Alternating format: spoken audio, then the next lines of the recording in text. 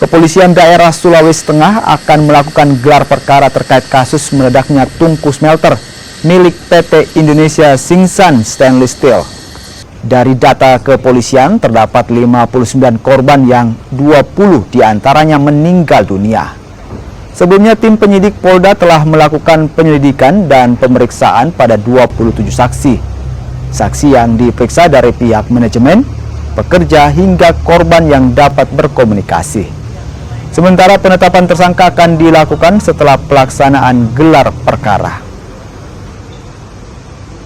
Beberapa langkah yang sudah kita lakukan, di samping kita sudah melakukan pengamanan terhadap TKP, dalam rangka penyelidikan kita pun sudah melakukan pemeriksaan terhadap 27 saksi.